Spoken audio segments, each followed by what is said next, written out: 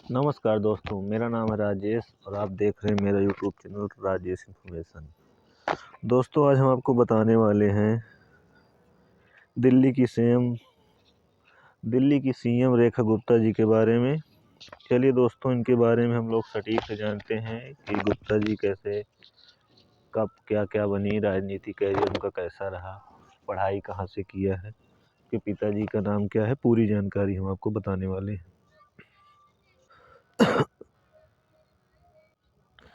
दोस्तों, रेखा गुप्ता जी के पहले हम आपको बताना चाहते हैं इनके जन्म के बारे में।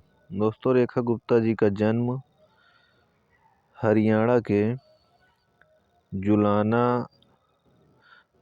के जुलाना में हुआ था, एक हिंदू परिवार में।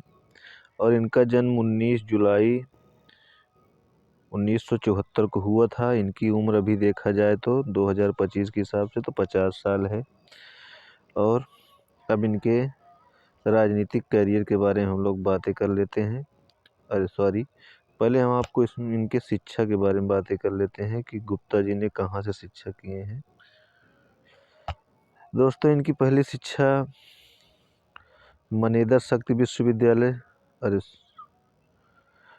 विश्वविद्यालय, वह तो पहले आप देख सकते हैं इनका पहले जैसे लिखा गया है, मान लीजिए दौलत राम कॉलेज। और दूसरा देखा जाए तो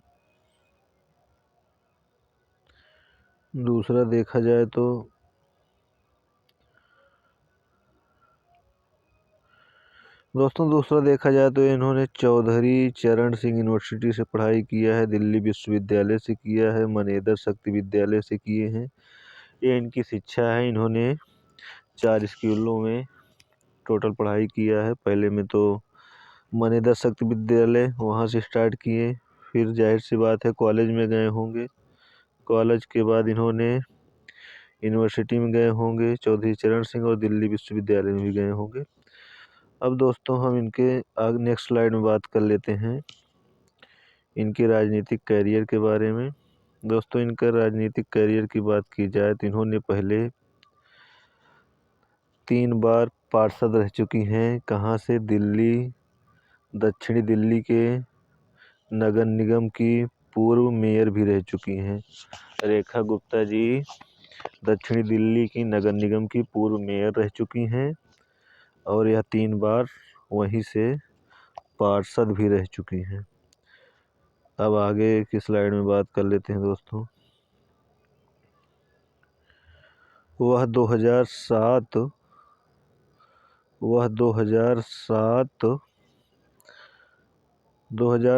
और 2012 में उत्तरी प्रीतमपुरा वार्ड नंबर 54 से दिल्ली में पार्षद चुनाव के लिए चुनी गई थी।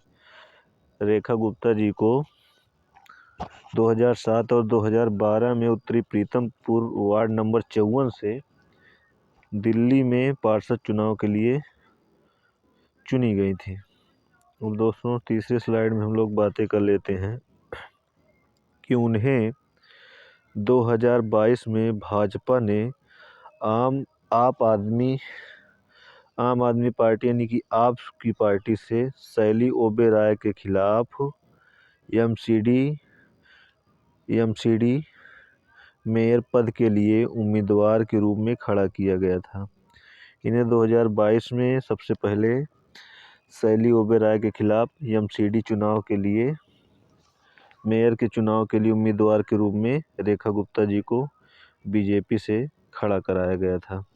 यानी कहने का मतलब ये है कि जब मेयर का चुनाव होना था तब इनको आप पार्टी के खिलाफ भाजपा से चुनाव लड़ाया गया था। अब दोस्तों, नेक्स्ट स्लाइड में हम लोग बातें कर लेते हैं। नेक्स्ट स्लाइड में बातें करेंगे इनके चौथे वाले पॉइंट पे। रेखा गुप्ता जी भाजपा महिला मोर्चा की राष्ट्रीय उपाध्यक्ष हैं और इससे पहले वह भारतीय जनता पार्टी दिल्ली की महासचिव भी रह चुकी हैं। दोस्तों, वह रेखा गुप्ता जी भाजपा महिला मोर्चा की राष्ट्रीय उपाध्यक्ष भी रही हैं और इससे पहले वह भारतीय जनता पार्टी दिल्ली की महासचिव भी रह चुकी हैं। भाजपा की दिल्ली की। अब दोस्तों 5वें स्लाइड पे हम लोग बातें कर लेते हैं कि रेखा गुप्ता जी राष्ट्रीय स्वयंसेवक संघ की सदस्य थीं और उन्होंने अपनी राजनीतिक यात्रा अखिल भारतीय विद्यार्थी परिषद के सदस्य के रूप में शुरू की थी। यहाँ बताया जा रहा है कि रेखा गुप्ता जी राष्ट्रीय स्वयंसेवक संघ की सदस्य भी रही हैं और उन्होंने अपनी राजनीतिक यात्रा अखिल भारतीय विद्यार्थी परिषद के सदस्य के रूप में शुरू किया था। इनका राजनीतिक करियर स्टार्ट हुआ था अखिल भारतीय विद्यार्थी परिषद के सदस्य के रूप में। अब आगे स्लाइड में हम लोग बातें कर लेते हैं।